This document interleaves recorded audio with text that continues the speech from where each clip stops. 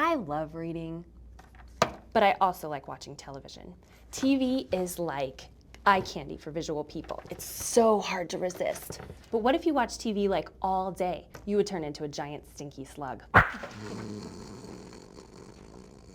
Have you ever wondered who makes television shows? Mostly it's visual people, like this guy named Matt.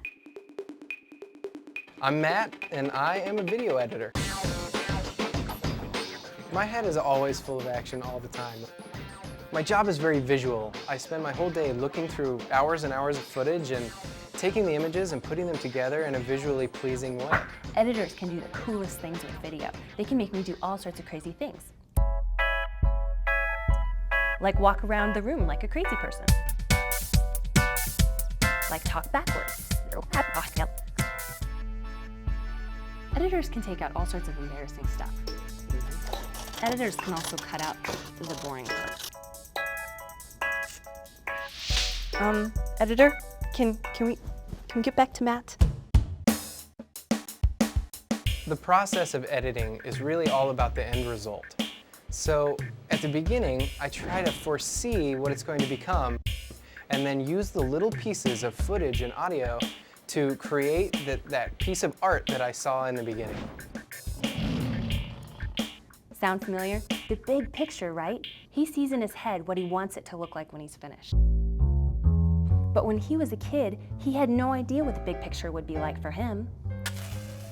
When I was a kid, I didn't realize that my brain worked differently from the other kids. It was so frustrating, all the obstacles in my way. That's because Matt's teachers thought he did a little too much monkeying around. But he wasn't exactly bananas about school anyway. School, I never really felt like I belonged there, and I never really liked being told what to learn. Now the trouble's with your attitude.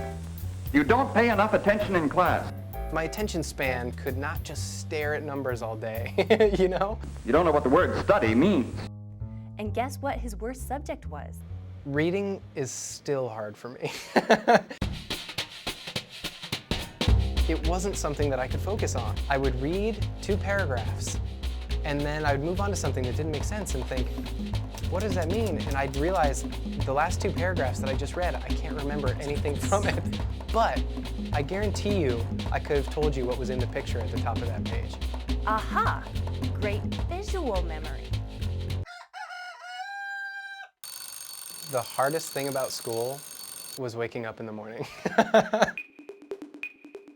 I could not wake up in the morning to save my life. And that was a symptom of the fact that I couldn't fall asleep at night. And that was because I could never get my brain to shut off. Always thinking, like, even if I wanted to just shut up inside my head for a little while and relax and be peaceful and see the ocean, I couldn't, because I had to go through the processes of the day and I had to think about what I was excited about, and I couldn't make it stop.